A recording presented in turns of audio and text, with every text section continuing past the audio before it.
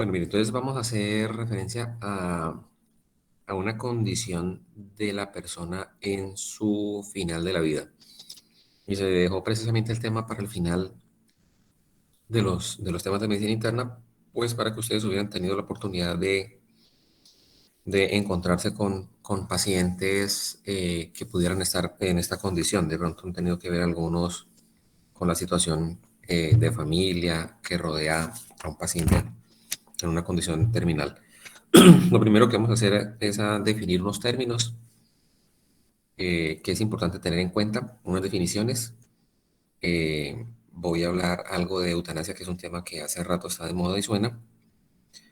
Y finalmente, algunas sugerencias o recomendaciones que se hacen para el tratamiento de los síntomas que afectan a las personas en una condición terminal, donde nosotros podemos influir eh, desde el punto de vista médico para mejorar la condición de vida en esa persona. Bueno, esta es una escena ahí que recrea un paciente en sus últimos momentos.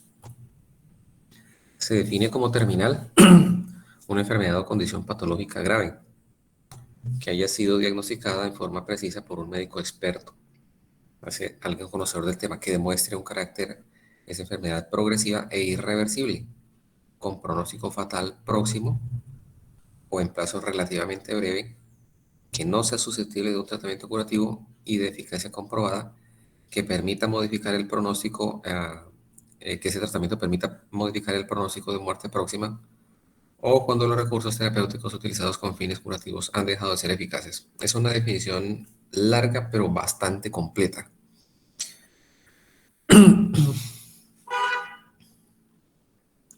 Cuidados paliativos, estas son algunas de las definiciones que les dije que vamos a aclarar.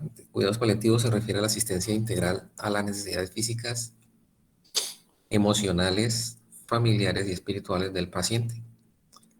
No aislarlo, aliviar sus dolores y en lo posible mantenerlo consciente y en interrelación con el medio, con su medio, con su familia. A eso se refiere cuidados paliativos. Un término que es totalmente opuesto a, digamos, a lo que es eutanasia, ¿no? Si alguien va a pasar eutanasia, tiene que pasar primero por, o agotar esa instancia que son los cuidados paliativos. Distanasia es algo que los médicos que hacemos, que nos desempeñamos en el área asistencial, mm, digamos, en algún momento podemos caer en distanasia. Distanasia se refiere a mantener tratamientos o apoyos tecnológicos que solo prolongan la agonía y el sufrimiento sin una lógica científica y humana. Y importante esto que se señala aquí, que es una actitud antiética. Es decir, es cuando un paciente está en una condición tan mal que en la opinión de varios médicos el paciente se le pronostica un desenlace fatal, pero a pesar de eso se siguen haciendo medidas extremas como sería colocar, administrar nutrición parenteral, seguirlo llevando a diálisis, ofrecerle un soporte ventilatorio cuando su pronóstico es fatal, o seguir utilizando antibióticos, etcétera. Entonces, a veces no es tan fácil enfrentar a un paciente en una condición terminal cuando hay presiones de todo el mundo, presiones de la familia, presiones de instituciones que le piden a uno, sobre todo a la familia, hacer por el enfermo terminal hasta lo máximo. Entonces, creo que los que hacemos medicina asistencial a veces hemos caído un poco en esto, pero es importante conocer la definición y hasta donde sea posible evitar caer en esa práctica que no es adecuada. Una enfermedad terminal es una enfermedad o una condición clínica que inexorable lleva a la muerte a pesar del tratamiento. Enfermo en agonía es un paciente con una esperanza de vida menor de 2 horas. Eh, eso de 2 horas es definición de algunos libros. Encontrarán algunas otras definiciones que dan un término un poco mayor de 2 horas. Pero enfermo en agonía es el paciente que está en sus últimos momentos, sea minutos o sea horas. Estado vegetativo persistente es el paciente con un daño neuronal severo en el que se mantiene la respiración sin empleo de medidas de soporte pese a estar ausente la conciencia.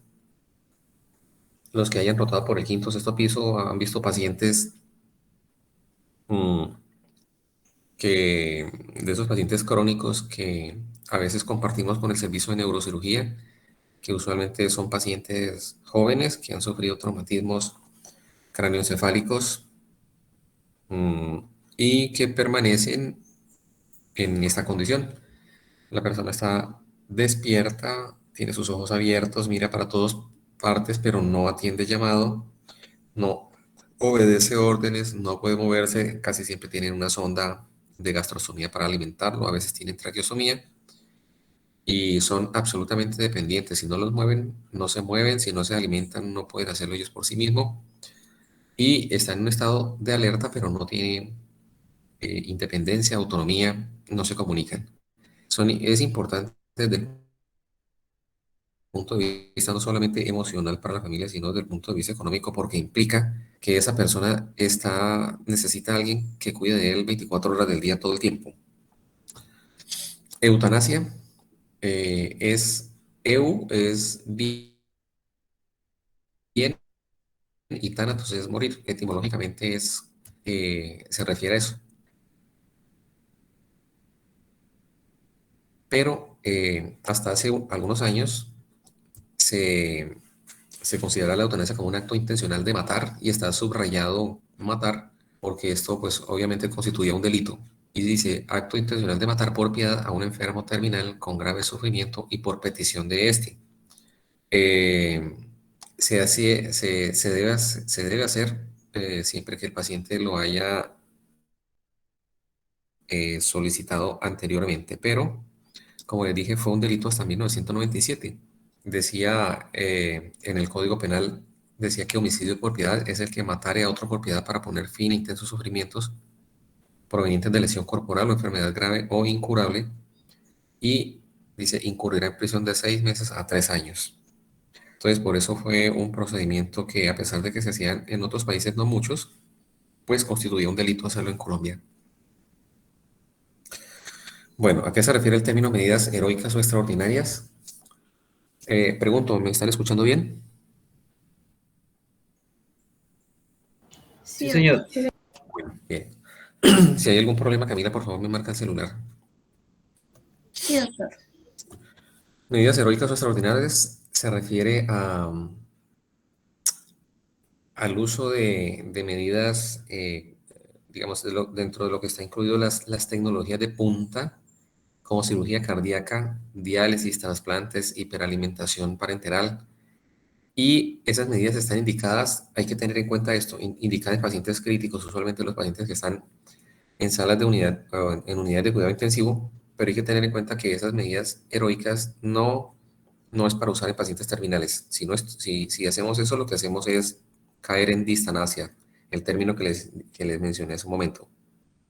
Entonces, indicada en pacientes críticos, pero no en pacientes terminales.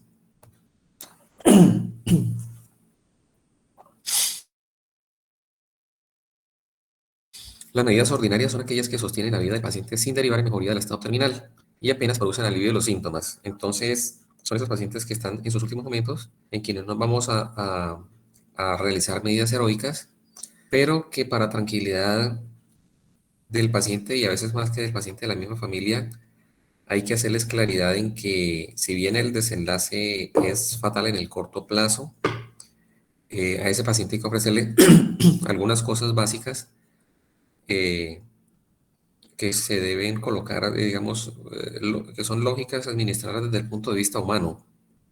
Entonces, es decir, si una persona está en estado terminal, hay que darle lo básico. Entonces, hay que darle líquidos, eh, alimentarlo, oxígeno, y hay que explicárselo de manera sencilla a la familia. Decirle, por ejemplo, que si, si bien va a fallecer, si bien no hay medidas curativas, por lo menos se le va a ofrecer durante sus últimos momentos algunas condiciones que le van a impedir sufrir o sufrir menos.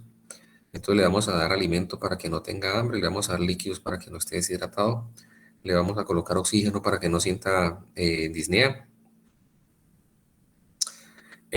sondas de ser necesario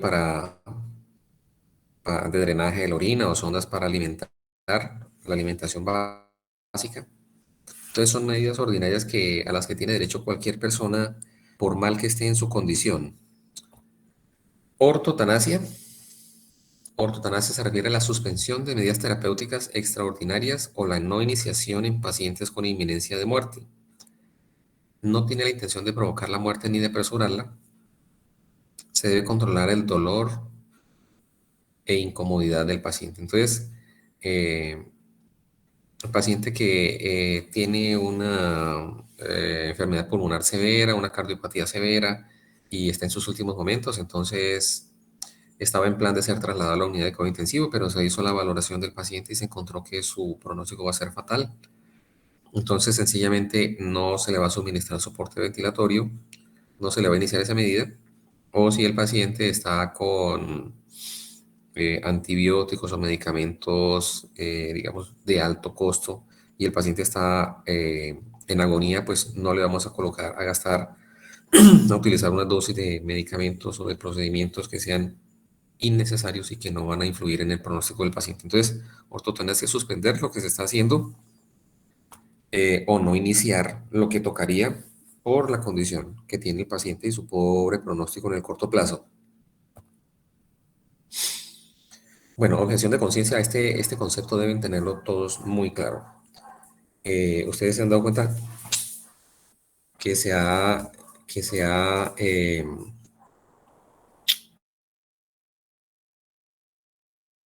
aprobado la eutanasia, que se ha aprobado el aborto en ciertas condiciones y quienes deben realizar eutanasia o aborto, pues somos los médicos. Entonces, podemos entrar en conflicto cuando la ley obliga a que se practiquen eh, o que se lleven a cabo estas prácticas. Entonces, como médicos también tenemos derecho nosotros a decir, no, no acepto, no lo hago, porque nosotros tenemos derecho a tener objeción de conciencia, es decir, a no estar de acuerdo. Y a eso se refiere ese término o esta definición. Dice que es la no obligación del desempeño profesional del médico según el querer del enfermo o de sus familiares cuando su conciencia objete. Si el médico no está de acuerdo con la solicitud del paciente y éste insiste en ella, es decir, el paciente le pide que haga eutanasia o el paciente o la paciente le pide que haga un aborto, en ese caso lo que se debe hacer es declinar la responsabilidad de su atención y puede derivarla. Entonces, eh, si me toca a mí y no estoy de acuerdo, entonces digo, no, pues le toca al médico que venga después a ver si él está de acuerdo o si en la institución donde se trabaja, en la clínica o en el hospital, no hay quien esté de acuerdo con esa práctica, pues el paciente se debe remitir a otra institución, así como se remiten para procedimientos a otra institución, también tendría que remitirse a otra institución para practicarle eutanasia o practicar el aborto, estas cosas pues que han sido probadas. La sedación terminal se refiere a la administración deliberada, o sea, programada de medicamentos para producir disminución profunda e irreversible de la conciencia con la intención de aliviar el sufrimiento físico y o psicológico y con el consentimiento explícito del paciente o delegado del paciente. La sedación terminal no tiene como objetivo acelerar la muerte y eso debe quedarle claro al paciente que le solicita que practique eso o a la familia que le solicita que uno le coloque sedación terminal al paciente. No se hace con el fin de acelerar la muerte, se hace solamente con el fin de aliviar el sufrimiento psicológico y físico del paciente y de paso aliviar el sufrimiento de la familia porque a veces es muy doloroso para la familia ver un paciente en sus últimos momentos. Entonces, si el paciente con los medicamentos que nosotros le administramos, los sedamos, cambia, cambia su condición y digamos que eso tranquiliza tanto al paciente como a la familia, que es algo importante. La sedación es éticamente correcta si el fin de la sedación es mitigar el sufrimiento. Ojo, esa es la función. Y la administración de los medicamentos busca únicamente aliviar y no provocar intencionalmente la muerte. Esa es el objetivo de la sedación terminal. Bueno, si bien en Colombia no existía la eutanasia y comenzó dejó de ser delito en el año 97 y se reglamentó en el año 2015, pues desde el año de 1979 ya existía una fundación que se llama Fundación Derecho a una Muerte Digna, que se creó con la intención de promover la filosofía del derecho del ser humano para participar en la toma de decisiones sobre procedimientos u opciones concernientes a la enfermedad. Y crearon un documento que tiene por título Esta es mi voluntad, y en donde se expresa de forma anticipada y válida lo que el paciente permite o desea que se le practique en una etapa terminal de su vida. Este es el logo de la página. Ustedes pueden acceder a ella. Se llama Fundación Pro Derecho a Morir Dignamente. Las personas que les interesa el tema, pues se pueden inscribir ahí. La página vive sacando artículos de información, de actualización en relación con esos temas. Y se ha considerado por ellos que hay patologías planificables, es decir, enfermedades con las cuales el enfermo puede decidir en un momento de la enfermedad que hasta dónde desea que vayan con él desde el punto de vista de tratamiento, qué desearía y qué no desearía que le realicen durante esos momentos terminales. Entonces, hay patologías que se pueden planificar, como el cáncer, muchos tipos de cáncer, como la insuficiencia cardíaca. La insuficiencia cardíaca en estados terminal se refiere a uno de esos pacientes que ya han pasado por todos los medicamentos, por todos los medicamentos que hay para el tratamiento de la falla cardíaca. Los pacientes con enfermedad pulmonar obstructiva crónica, esos que ya tienen oxígeno, que tienen CPAP en la casa, que tienen una pésima condición de vida, que tienen disnea en reposo. Y los pacientes con insuficiencia hepática crónica, que fundamentalmente hace referencia a los pacientes con cirrosis hepática. Disculpen un momentico.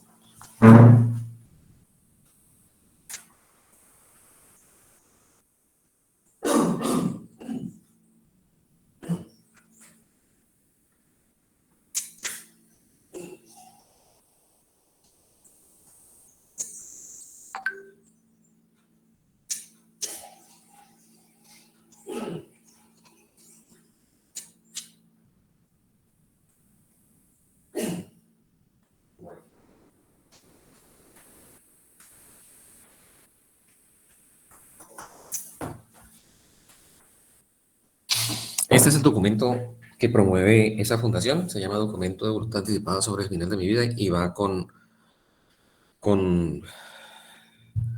tiene este diseño. Entonces, primero se identifica el paciente, dice con plena capacidad para tomar decisiones, actuando libremente y después de una cuidadosa reflexión, expreso y otorgo mi voluntad anticipada sobre el final de mi vida con el objeto de decidir libre y anticipadamente sobre la asistencia y los tratamientos médicos que deseo recibir en caso de padecer situaciones graves e irreversibles.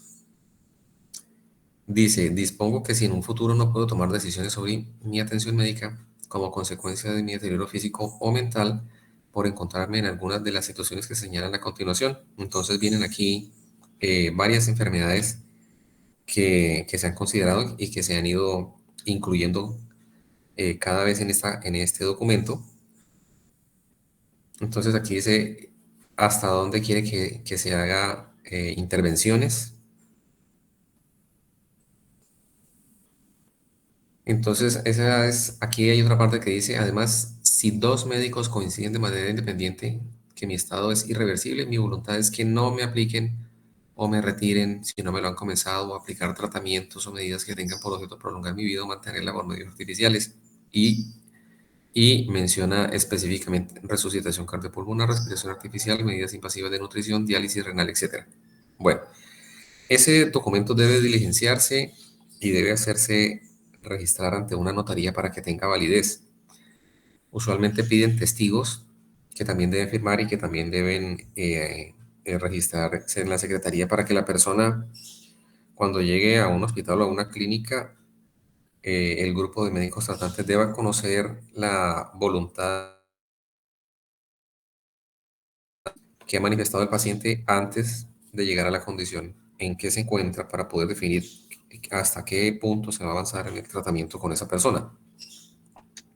esa voluntad debe ser respetada, ¿no? Legalmente debe ser respetada. Si uno se excede en hacer más de lo que el paciente autorizó, también incurre en un problema legal, para que lo tengan en cuenta. En el año 2015, el periódico El Tiempo publicó esta parte, decía, en 30 días debe haber reglas para la eutanasia en Colombia. Así lo ordenó la Corte Constitucional del Gobierno. El derecho a morir dignamente no ha sido reglamentado. Existía, pero no había sido reglamentado.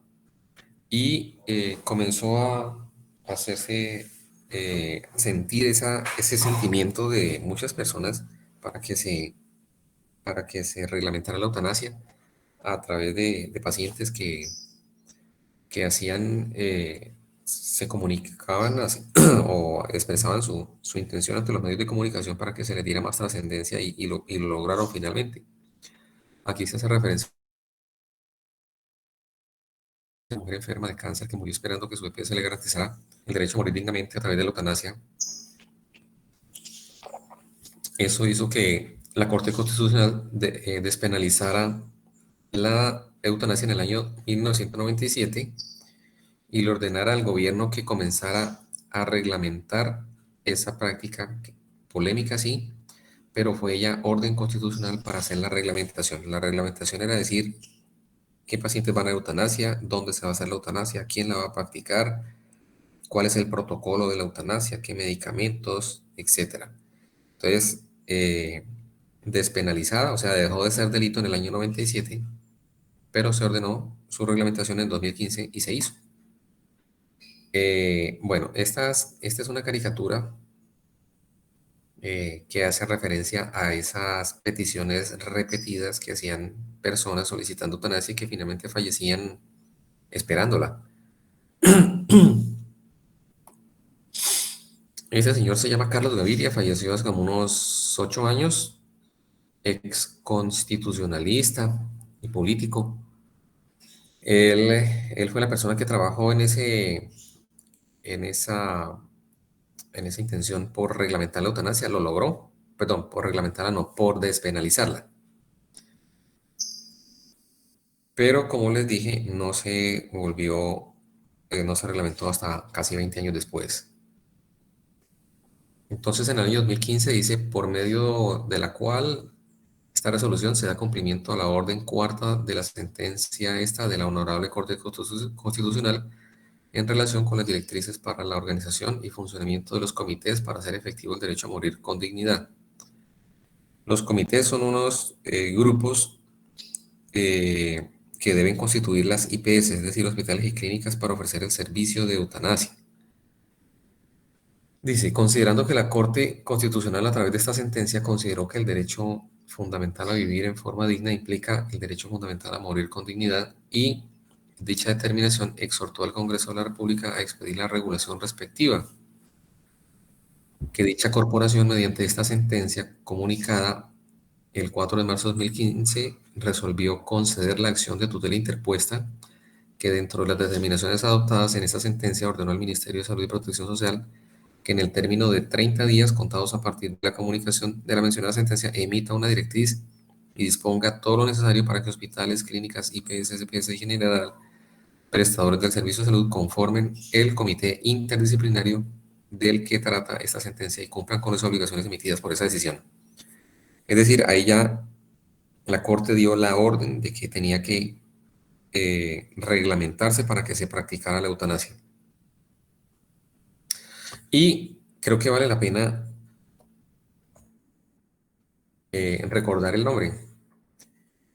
El ministro de ese entonces es el sonado por estos días ex candidato a la presidencia, el señor Alejandro Gaviria, que fue rector de la Universidad de los Andes.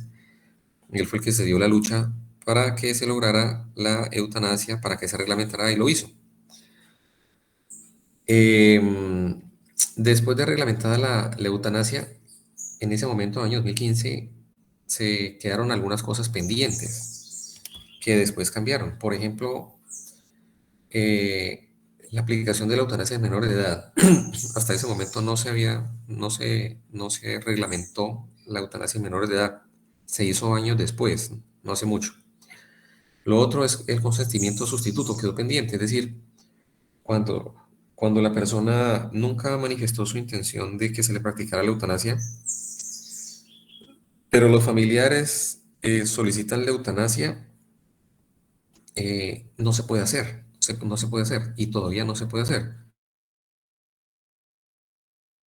La eutanasia se practica si el enfermo lo solicitó durante su hospitalización o tiene un documento de hace años registrado ante una notaría en donde la solicita previendo su condición a la que iba a llegar. Pero digamos, eso está pendiente. No es que los familiares de una persona en estado terminal van a decirle al médico que necesite o quieren todos que le practique la eutanasia a su familiar que está sufriendo porque el familiar no lo puede solicitar por su condición y ellos sí quieren que se le practique para evitar su sufrimiento, mientras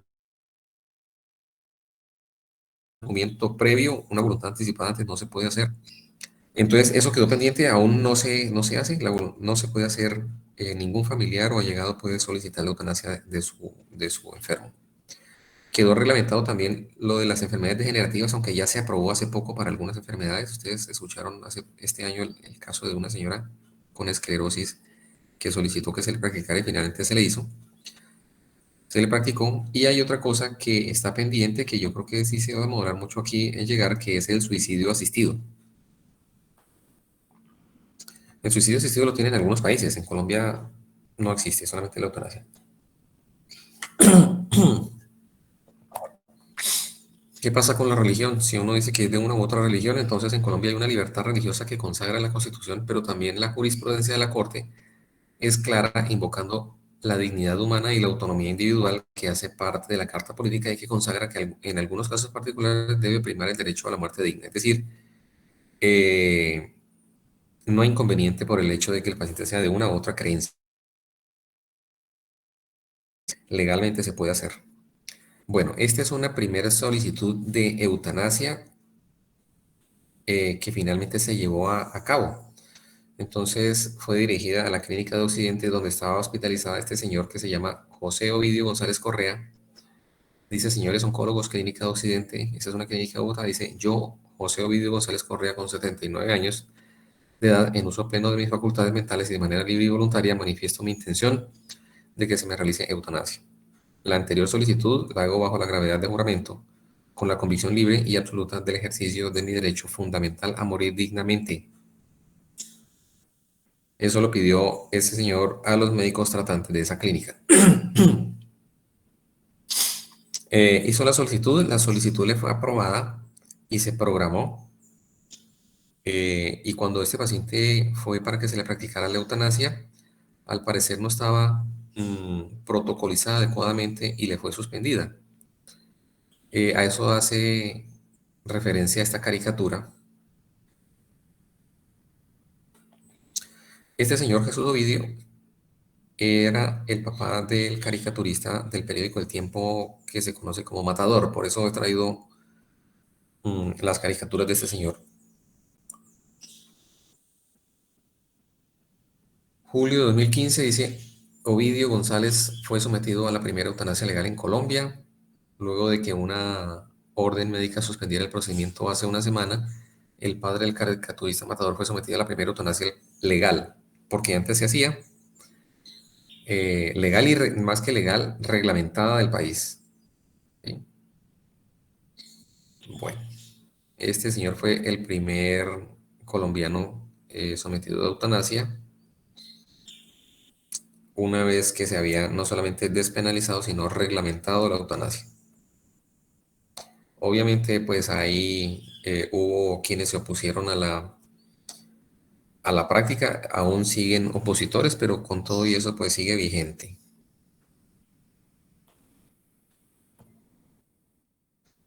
¿Cuáles son los requisitos para practicar eutanasia? Bueno, uno, que el paciente tenga una enfermedad en estado terminal que le produzca, ojo, intenso dolor y sufrimiento, el cual no se puede aliviar de otra manera. Es decir, ese paciente ya tiene que haber pasado por cuidados paliativos. Entonces el paciente, si los cuidados paliativos no le sirvieron, no mejoró su condición de sufrimiento o de dolor, pues es uno de los requisitos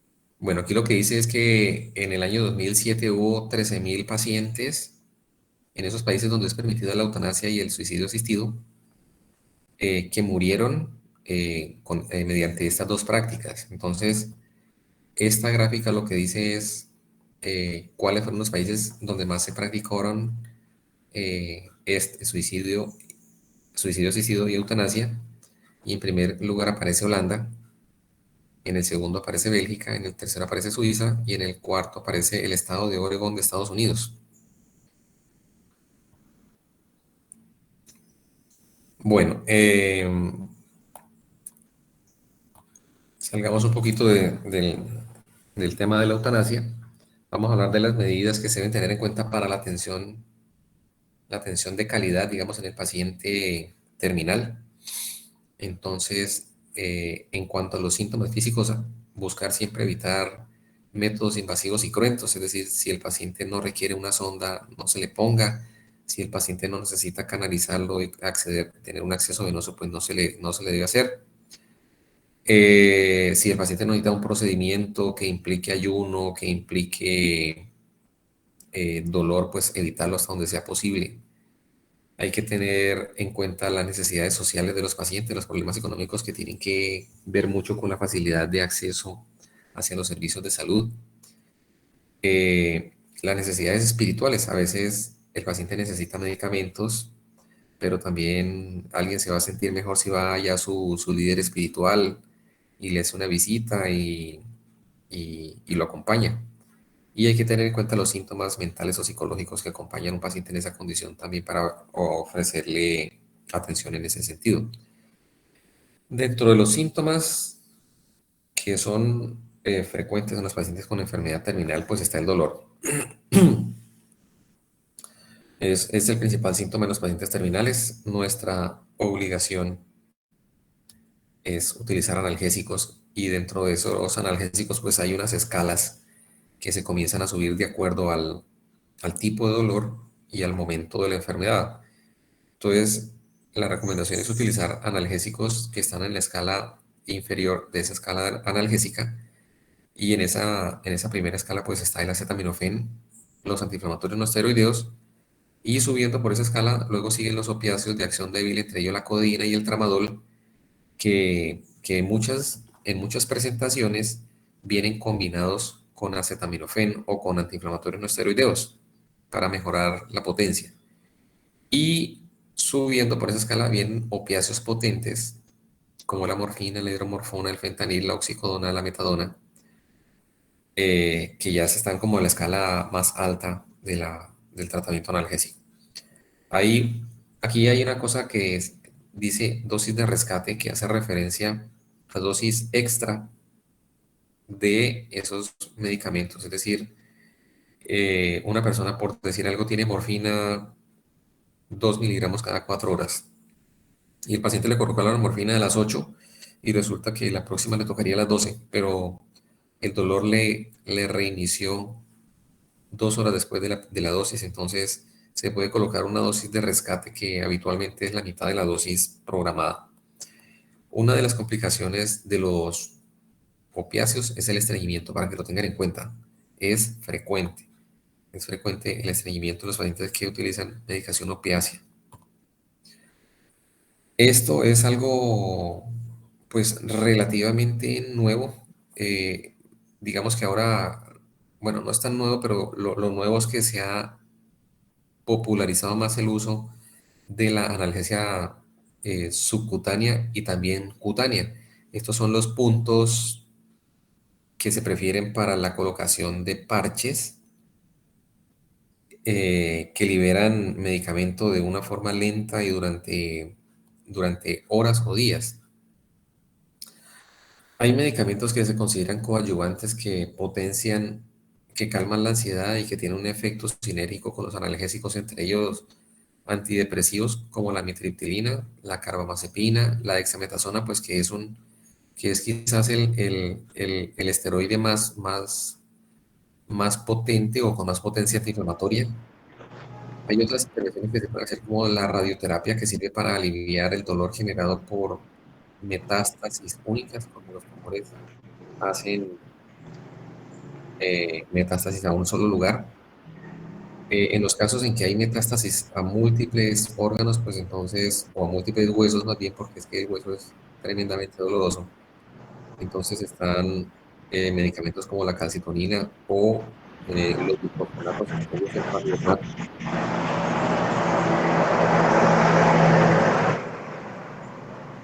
Bueno, esta es una máquina de radioterapia. Pues aquí el paciente accede a este servicio y la intención con la radioterapia es lesionar el tumor o el área afectada. Desafortunadamente la radioterapia no siempre es tan selectiva como uno quisiera y termina el paciente con daño sobre el tumor, como es lo que se espera, pero también con un daño colateral en los tejidos adyacentes.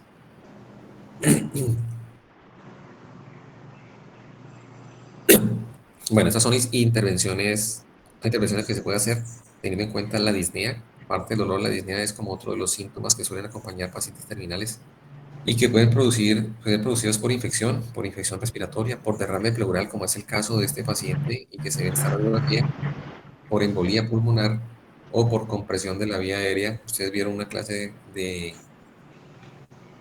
urgencias oncológicas seguramente cuando vieron oncología y esta es una de esas emergencias que es la compresión de la vía aérea, el síndrome de vena cava, etcétera. Entonces, aliviar a un paciente que tiene disnea porque este pulmón izquierdo no le sirve, pues es muy sencillo. Es hacerle algo como esto.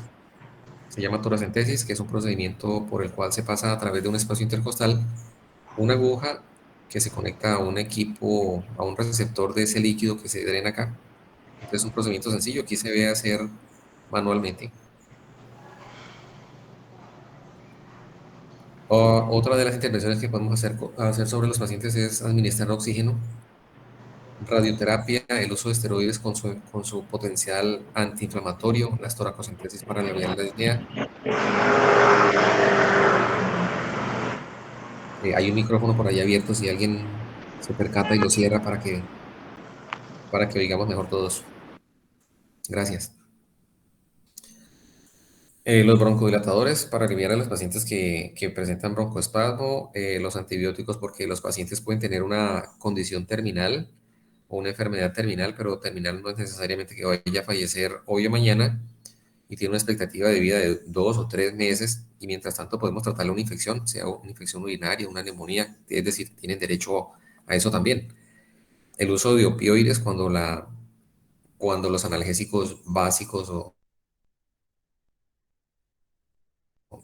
que están en la parte baja de la escala analgésica no son suficientes. Y la sedación, de la que hablamos hace un momento, que dijimos que no tiene como fin acelerar la muerte, sino mitigar el sufrimiento. Dentro de esos medicamentos sedantes, pues está el midazolam. El midazolam que tiene la ventaja de que actúa rápido y que su efecto también eh, se, se termina tan pronto se cierra la infusión. Entonces tiene una vida media corta y eso digamos que es bueno. La oxigenoterapia a veces tiene un efecto, digamos, orgánico mejorando la oxigenación, otras veces tiene un efecto paliativo. Hay veces que la persona no, en el fondo sabemos que no se beneficia mucho de oxígeno desde el punto de vista orgánico, pero a veces sirve hasta desde el punto de vista psicológico. Otra de las condiciones que acompañan a los pacientes en estado terminal es la depresión, algo perfectamente entendible porque se puede explicar por la misma enfermedad, o también se han asociado medicamentos utilizados en el tratamiento del cáncer, como el tamoxifeno, la interleuquina 2, el alfa interferón, la vincristina, que se han asociado con la presentación de depresión. Entonces, la intervención que podríamos hacer nosotros sería el uso de medicamentos antidepresivos y pedir un apoyo para que se le practique psicoterapia. Los antidepresivos que se recomiendan, pues entonces están en primera línea los inhibidores de la recaptación de la serotonina, como la fluoxetina, la sertralina, y aquí están los tricíclicos como la amitriptilina y la imipramina. Hay antagonistas de la serotonina que se pueden utilizar en el insomnio, como es la trazodona, aunque aquí la mitriptilina también puede producir somnolencia, ¿no? Entonces, digamos, tienen ese doble efecto, además de ser ansiolíticos antidepresivos, producen somnolencia e inducen el sueño. Los pacientes que tienen depresión más ansiedad, pues entonces el alprazolam. ¿Qué se considera estreñimiento? Menos de 3 deposiciones por semana. Puede ser algo que el paciente presente crónicamente, puede ser algo producido por la neoplasia, si es una neoplasia, por ejemplo, que tenga su origen en tracto intestinal, o puede ser precipitada o favorecida por el tratamiento. Y hace un momentico mencioné que los opiáceos son los medicamentos que tienen que ver con estreñimiento. El tratamiento del estreñimiento pues es la adecuada hidratación, la dieta rica en fibra, y hay laxantes, entre esos la cáscara sagrada del bisacodilo, y finalmente cuando esto no mejora, pues entonces están los supositorios intrarrectales y el uso de enemas intrarrectales. El delirium, porque el paciente en su condición terminal pues tiene muchos factores que médicamente explican el delirium. Recuerden que esa es una de las definiciones de delirium. Siempre hay algo desde el punto de vista médico que lo explica. Llámese desorden electrolítico, llámese dolor, llámese medicamento, etcétera. Entonces, o un origen metabólico. Aquí se mencionan más causas de delirio en ese paciente en esa condición: la hipoxia, la encefalopatía hepática de los pacientes con, con cirrosis, el electrolito es fundamentalmente sodio, los estados de sepsis, la desnutrición, las manifestaciones paraneoplásicas que hacen los tumores, las neoplasias del sistema nervioso central, obviamente por su acción directa a nivel del sistema nervioso central, los medicamentos que usamos mucho nosotros. El manejo del delirio, pues entonces sería el haloperidol, la quetiapina o la sedación en el caso de los pacientes que tengan delirio hiperactivo. Esta es una opción de mejorar el dolor. En cuanto a dolor se ha avanzado mucho y ustedes ya se han dado cuenta que existe una subespecialidad que se llama medicina del dolor. Entonces, los anestesiólogos, los internistas, médicos familiaristas se subespecializan en tratamiento de dolor. Entonces, hay muchas opciones para el manejo de dolor. Esa es una de ellas, el uso de un catéter epidural a través del cual se infunde de manera continua un medicamento analgésico, casi siempre opiáceos, y eso da un alivio del dolor impresionantemente bueno. Esta es otra opción de tratamiento del dolor, que es la lisis de los nervios, romper o dañar los nervios a través de los cuales va la sensación de dolor. Aquí lo que se ve es en esta tomografía una aguja que está buscando el tronco celíaco para infiltrarlo con un medicamento que lo destruye. Aquí lo que se está haciendo este médico es utilizando radiofrecuencia, que es un tipo de, no es propiamente una radiación, digamos que es una radiación para entenderlo fácil, que es dirigida sobre el punto que se desea eh, bloquear, usualmente una raíz o un nervio, para que el paciente pierda la sensibilidad y mejore su condición de vida. Esta aparatico se llama una bomba de difusión de analgesia y lo que hace es administrar al paciente una dosis programada, programada y continua de un medicamento a través de un acceso venoso o a veces también de accesos subdérmicos.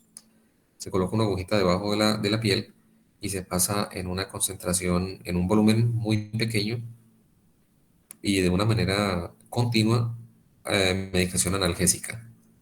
Esta es la analgesia subcutánea. Aquí el paciente tiene un catéter debajo de la piel y se le está colocando bolos de medicamento, pero también se puede colocar a través de esa aguja una infusión conectada a una bomba como esta que acabo de mencionarles.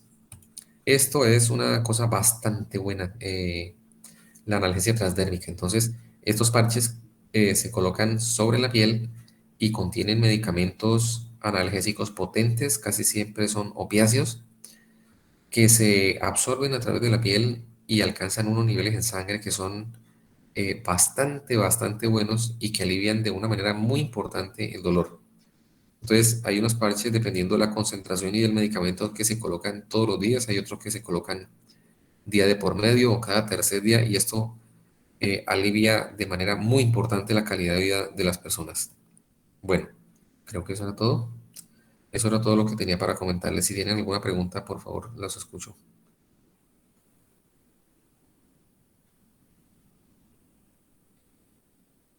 ¿Sí estaban escuchando todos? ¿No se ha ido la señal? Hola, buenos días. Sí, señor, estamos escuchando. Ah, bueno, pensé que no me estaban escuchando. Bueno, jóvenes, si no hay preguntas, entonces espero que esto les sirva en la práctica ahorita, en su momento. Como estudiantes, se van a ir empapando de este tema en la medida en que ven pacientes, en la medida en que se enfrentan a situaciones de pacientes terminales, en la medida en que ustedes ven el actuar de los grupos interdisciplinarios que llegan sobre un paciente en estado terminal para mejorar su parte psicológica, espiritual, el tratamiento del dolor, etcétera. Bueno, entonces, si no hay preguntas, espero que tengan un buen día, que les vaya bien en su Semana Santa, que descansen, que recen y que estudien. Gracias, doctor. Gracias, profe. Buen día. Gracias. Bueno, que estén bien, chao. Gracias, profe. Muy bien, Bueno. profe, hasta luego.